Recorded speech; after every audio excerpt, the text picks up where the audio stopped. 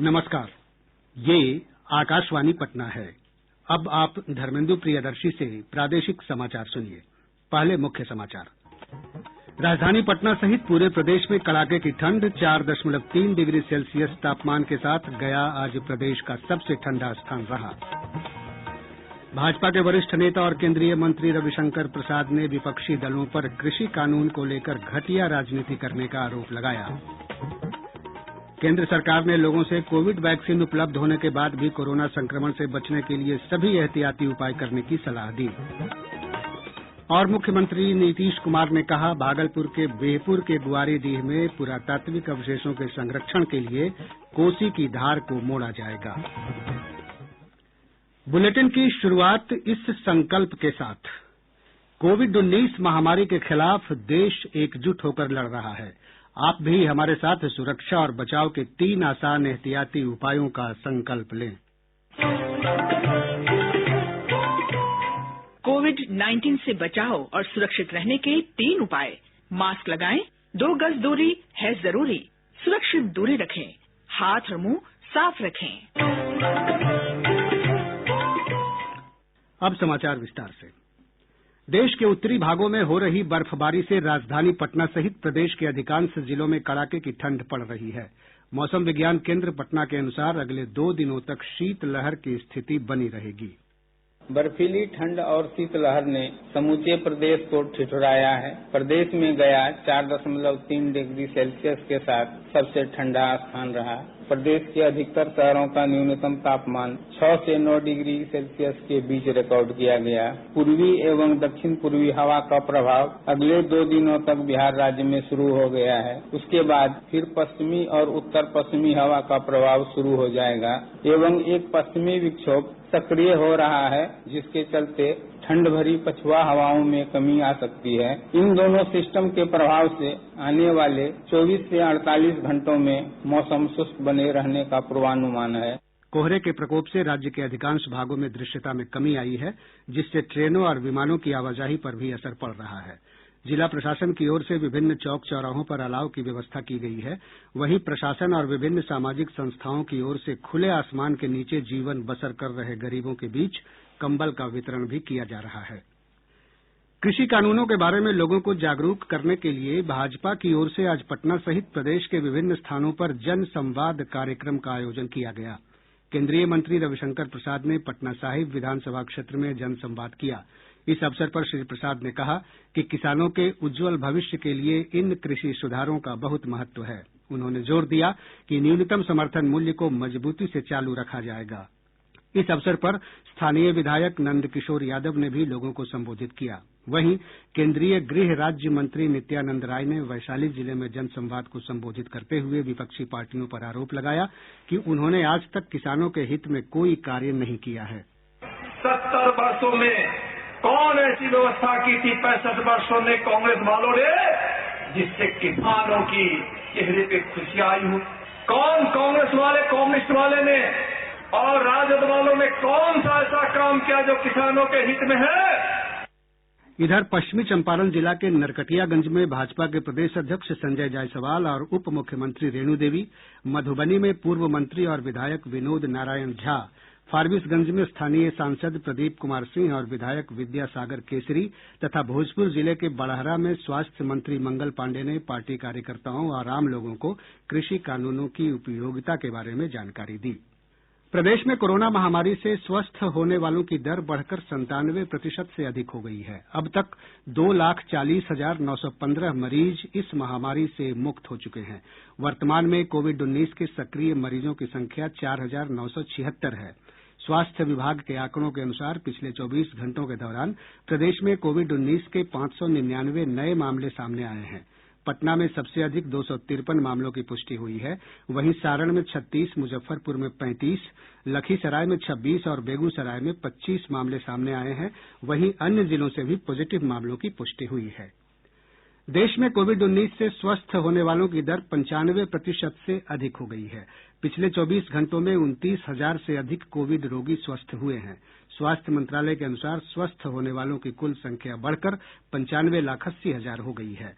वर्तमान में देश में संक्रमण के 3,05,000 सक्रिय मामले हैं। स्वास्थ्य मंत्री डॉक्टर हर्षवर्धन ने कहा है कि सरकार के समग्र प्रयासों के कारण कोविड महामारी से निपटने के मामले में भारत हर क्षेत्र में अन्य देशों से बेहतर है। 1 मिलियन से 1.5 मिलियन के बीच में रोज टेस्ट हो रहे हैं। 16 करोड़ से ज्यादा टेस्ट भारत में हो गए हैं। Cases per million, deaths per million, test per million, कोई भी पैरामीटर आंकड़े से दुनिया से कंपेयर करेंगे तो आप देखेंगे कि भारत बेहतर है। इतनी बड़ी मात्रा में देश ने पीपीई की, N95 मास्क की, वेंटिलेटर्स की, दवाइयां, ये सब चीजें उपलब्ध कराई हैं और आज दुनिया के दूसरे देशों को हम देने की स्थिति में है। वैक्सीन भी हम आने वाले महीनों में 30 करोड़ भारत के लोगों को अपने इंडिजिनस वैक्सीन, यानी हम वैक्सीन के प्रोडक्शन के मामले में, वैक्सीन की रिसर्च के मामले में भी आत्मनिर्भरता की ओर प्रधानमंत्री जी के मंत्र के अनुरूप सफलता प्राप्त कर रहे हैं। अखिल भारतीय आयुर्विज्ञान संस्थान एम्स के additional professor doctor Piyush Ranjan ने आकाशवाणी से बातचीत में कोविड टीके विकसित किए जाने की प्रगति की जानकारी दी। उन्होंने लोगों को टीका उपलब्ध होने के बाद भी कोरोना वायरस संक्रमण से बचने के लिए सभी एहतियाती उपाय करने की सलाह दी।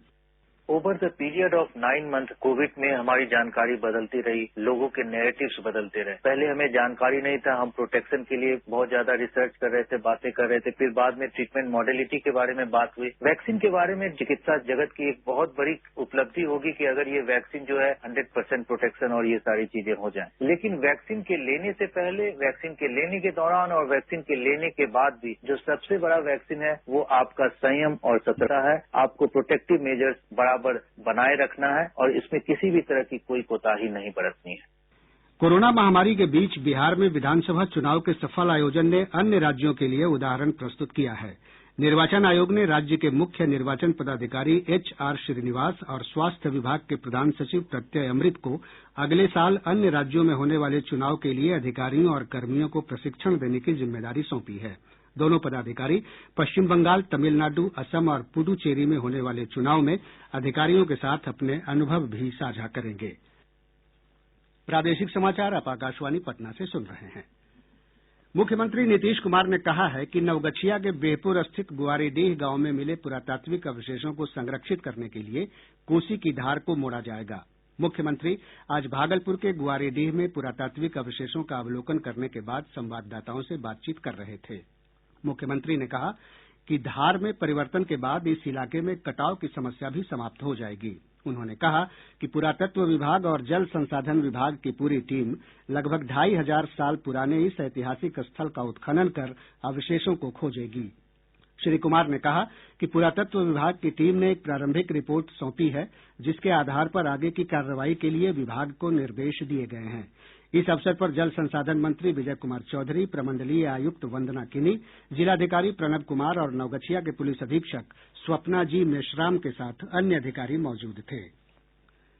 वर्ष की प्रमुख झलकियों की वार्षिकी श्रृंखला 2020 की विशेष कड़ी में आज हम आपको महिलाओं के सशक्तीकरण के लिए राष्ट्रीय जनतांत्रिक गठबंधन NDA सरकार के प्रयासों पर एक रिपोर्ट प्रसारित कर रहे हैं। महिला सुरक्षा और सशक्तीकरण NDA सरकार की कार्यसूची का प्रमुख हिस्सा है। इस वर्ष अक्टूबर में दुर्गा पूजा के अवसर पर नारी शक्ति को संबोधित एक गीत में प्रधानमंत्री नरेंद्र मोदी ने महिला सशक्तीकरण के लिए अपनी सरकार के कार्यों का उल्लेख किया था। नारी शक्ति हमेशा हमेशा से भी सभी चुनौतियों को परास्त करने की ताकत रखती है। ऐसे में ये सभी का दायित्व है कि संगठित रूप से सभी उनके साथ खड़े हों। भारतीय जनता पार्टी के विचार यही है, संस्कार यही है और संकल्प भी यही है। सामाजिक अनुसंधान केंद्र की निदेशक रंजना कुमारी ने आकाशवाणी को बताया कि लैंगिक समानता के लिए महिलाओं का आर्थिक सशक्तीकरण आवश्यक है। आत्मनिर्भरता की बात हो रही है, मेक इन इंडिया की बात इस समय चली थी, लेकिन ये सब तभी संभव है जबकि 5 लिंक की जिनकी बात हम लोग हमेशा करते हैं कि क्रेडिट से लिंक करिए, मार्केट से लिंक करिए, स्किल से लिंक करिए, इंश्योरेंस से लिंक करिए, औरतों के जो रोजगार है और साथ साथ में उनकी क्षमता वर्धन का काम हो, तब जाकर के फिर महिलाएं इस समय रोजगार के क्षेत्र में आएंगी और एक बार आर्थिक रूप से स्वावलंबी बन जाए तो फिर शायद महिलाओं को तमाम इस तरह के जो संकट जिससे जूझना पड़ता है और खासतौर से हिंसा के संकट से वो शायद इतना उनको ना जूझना पड़े। मुजफ्फरपुर जिला प्रशासन गया प्रसाद सिंह के उस आवास के जीर्णोद्धार का कार्य शीघ्र प्रारंभ करेगा जहां राष्ट्रपिता महात्मा गांधी अपनी चंपारण यात्रा के दौरान 4 दिनों तक ठहरे थे। जिलाधिकारी चंद्रशेखर सिंह ने आज आवास का निरीक्षण कर इस बात की जानकारी दी। इस संबंध में भवन निर्माण विभाग के अधिकारियों को आवश्यक निर्देश दिये गये हैं। जदयू के दरभंगा जिला उपाध्यक्ष और समता पार्टी के संस्थापक सदस्य परमेश्वर सिंह का निधन हो गया है। वे समता पार्टी के मनिगाछी प्रखंड के प्रथम अध्यक्ष थे। मुख्यमंत्री नीतीश कुमार ने उनके निधन पर गहरी शोक संवेदना व्यक्त की है। मुख्यमंत्री ने अपने शोक संदेश में कहा कि परमेश्वर सिंह समता पार्टी के समर्पित और अनुशासित कार्यकर्ता थे और उनके निधन से राजनीतिक और सामाजिक क्षेत्रों में अपूरणीय क्षति हुई है। मुजफ्फरपुर जिले के बैरिया, कुढ़नी, कांटी और सकरा थाना क्षेत्र से पुलिस ने पिछले 2 दिनों में करोड़ों रुपये मूल्य की शराब के साथ 7 लोगों को गिरफ्तार किया है। वहीं अररिया जिले के नरपतगंज थाना क्षेत्र के 4 लेन पर पुलिस ने छापेमारी कर 2340 बोतल नेपाली शराब के साथ 5 तस्करों को गिरफ्तार किया है। औरंगाबाद जिले के अंबा थाने में पदस्थापित पुलिस अवर निरीक्षक जितेंद्र कुमार सिंह ने अपनी सर्विस रिवॉल्वर से गोली मारकर आत्महत्या कर ली। मृतक अवर निरीक्षक रोहतास जिले का रहने वाला था। पुलिस अधीक्षक सुधीर कुमार पोरिका ने बताया कि आत्महत्या के कारणों का अभी पता नहीं चल पाया है। पुलिस मामले की जांच कर रही है। मुंगेर के कोतवाली थाना क्षेत्र के घोसी टोला दुर्गा स्थान के पास 2 दिनों पूर्व टाउन हाई स्कूल के छात्र को अपहरणकर्ताओं ने अपहरण के थोड़ी देर बाद धमकी देकर छोड़ दिया। छात्र के पिता ने इस संबंध में आज कोतवाली पुलिस को लिखित सूचना दी है। पुलिस मामले की जांच कर रही है। मरीजों को निःशुल्क उपचार की सुविधा उपलब्ध कराने वाली केंद्र सरकार की महत्वाकांक्षी आयुष्मान भारत योजना के तहत औरंगाबाद के देवकुंड में स्वास्थ्य शिविर का आयोजन किया गया, जिसमें 300 मरीजों को जांच के बाद निःशुल्क दवा दी गई। बेगूसराय नगर निगम क्षेत्र का स्टेशन रोड अब महान स्वतंत्रता सेनानी जगन्नाथ प्रसाद पथ के नाम से जाना जाएगा। पथ के नामकरण कार्यक्रम का उद्घाटन केंद्रीय मंत्री गिरिराज सिंह ने किया। इस अवसर पर स्थानीय जनप्रतिनिधि भी उपस्थित थे। नालंदा के जिलाधिकारी योगेंद्र सिंह ने कहा है कि मुख्यमंत्री किसान विद्युत योजना के तहत जिले के 6400 किसानों को मुफ्त बिजली कनेक्शन जल्द ही उपलब्ध कराया जाएगा। और अब अंत में मुख्य समाचार एक बार फिर। राजधानी पटना सहित पूरे प्रदेश में कड़ाके की ठंड, 4.3 डिग्री सेल्सियस तापमान के साथ गया आज प्रदेश का सबसे ठंडा स्थान रहा। भाजपा के वरिष्ठ नेता और केंद्रीय मंत्री रविशंकर प्रसाद ने विपक्षी दलों पर कृषि कानून को लेकर घटिया राजनीति करने का आरोप लगाया। केंद्र सरकार ने लोगों से कोविड वैक्सीन उपलब्ध होने के बाद भी कोरोना संक्रमण से बचने के लिए सभी एहतियाती उपाय करने की सलाह दी। और मुख्यमंत्री नीतीश कुमार ने कहा, भागलपुर के बिहपुर के गुआरीडीह में पुरातात्विक अवशेषों के संरक्षण के लिए कोसी की धार को मोड़ा जाएगा। इसके साथ ही आकाशवाणी पटना से प्रसारित प्रादेशिक समाचार का यह अंक समाप्त हुआ। कोविड-19 से बचाव और सुरक्षित रहने के 3 उपाय। मास्क लगाएं, 2 गज दूरी है जरूरी, सुरक्षित दूरी रखें, हाथ और मुंह साफ रखें।